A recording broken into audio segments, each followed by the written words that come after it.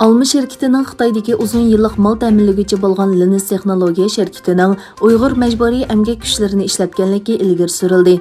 Washington pochtasi gazetining 29 dekabr xabar qilishicha, yangi oshkorlangan hujjatlardan Alma shirkatiga iPhone ayniki ishlab chiqaradigan Linus texnologiya shirkatining Uyg'ur majburiy emgak kuchlarini yo'tkab ishlatganligi ma'lum bo'lgan.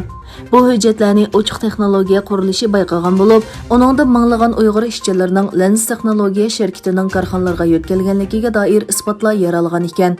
Xabarda yana Linus texnologiya shirkatining Amazon va Tesla'ni mal bilan ta'minlaydiganligi, Alma shirkati Linus texnologiya shirkatining o'zlariga Uyg'ur majburiy emgak kuchlarini ishlatmaganligini aytganligini bildirganligi, biroq ochiq texnologiya qurilishining direktori Kati Paulning majburiy emgak Alma shirkatining ta'minot zanjirida ular itiraf qilgandan keng doirada ishlatildi deganligini bildirgan. Lekin Alma shirkatining bayonotchisi Josh Rosenstock Linus texnika shirkatining Sharqi Turkistondan ishchi yo'tkamaganligini dalillaganligini aytgan.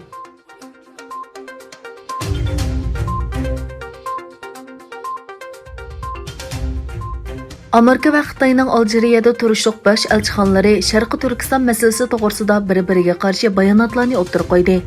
Amerikaning Aljeriyada turishliq bosh elchixonasi 27 dekabr yakshanba kuni o'zining ijtimoiy aloqa hisobida Amerika Davlat ishlari mahkamasining to'r betida e'lon qilingan Amerikadagi bir ishxonaning tijoratchilari xaridorlarga yemaklik mulozimati, shundaqla Xitoyning Sharqi Turkiston rayonida Uyg'urlarga elib kelgan besimini tunishtirdi degan xabarni ham berildi. Xitoyning Aljeriyada turishliq bosh elchixonasi bu haqda yozma bayonotida Amerikaning diplomatik o'makining uchurining Xitoyning inovatini to'kishni maqsad qilganligi va Xitoyning ichki ishlariga aralashish ekanligini o'ttirib qo'ydi.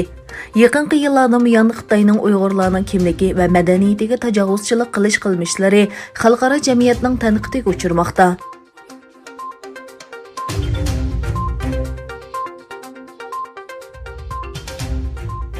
İslam Dünyası Milliy Qarash Tashkilotining Do'sildorf rayonining raisi Bayram Qilich, muavin raisi Barish Hasturuk va Jalol Bayroqtosh Sharqi Turkiston madaniyat va uchur markazini ziyorat qildi.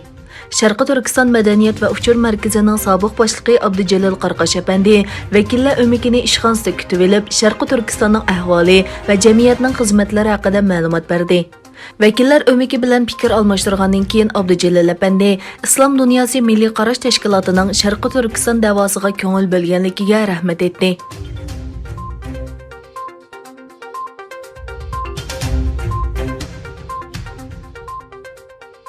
Amerika-Yaponiya munosabatlariga yaqin bir kishining dushanba kuni Kyoto agentligiga aytishicha, Yaponiya o'tgan yili Xitoyning Uyg'urlarni majburiy tutib turganligini ko'rsatadigan istixborot uchurlarini maxfiy tutish sharti bilan Amerikaga ta'minlab bergan.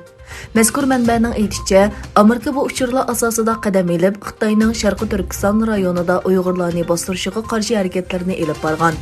Bu Yaponiyaning ishlatayotgan Shimoliy Koreya va Xitoy tahdidiga texmo yaxshi inkas qaytarish uchun hukumat ichidagi 5 ko'z istixborot almashtirish ittifoqiga qatnashish chaqiriqlari asosida ittifoqdoshlari bilan oshqushliq istixborot uchurlarini o'rtoqlashishga boshlaganligini ko'rsatgan. 5 ko'z ittifoqi deb atalgan bu istixborot almashtirish to'ri Avstraliya, Angliya, Yangi Zelandiya va Amerikadan tashkil topgan. Angliya allaburun Amerikaning Uyg'urlarni bostirganligi sababli Beijingga besim tushirish sepiga qo'shilgan bo'lsa-mu, lekin Yaponiya faqat vaziyatni andisha ichida yaqindan kuzatayotganligini aytdi.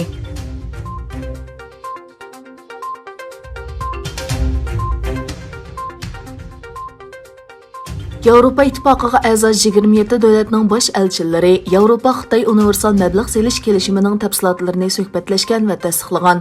Taraflarning hafta oxirida imzo qo'yishi mo'ljallanmoqda. Yevropa İttifoqiga a'zo davlatlarning bosh elchilari dushanba kuni bir yo'l bilan Xitoy o'tirsida planlangan universal mablag' selish kelishimiga yeshil chiroq yoqib, dunyodagi ikki chong iqtisodiy guruh o'tirsida kelishim hosil qilishga yo'l ochgan.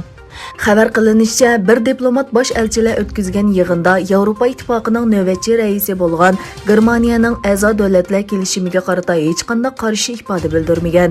Shunga siyosiy tasdiq uchun yo'l ochilgan deb bayonot e'lon qilgan. Diplomatlar suhbatda Xitoyning yezi egilik sohasidagi majburiy emgakka bo'lgan andishini ifodalash bilan birga yaqinqi ijobiy o'zgarishlarga diqqat qilgan.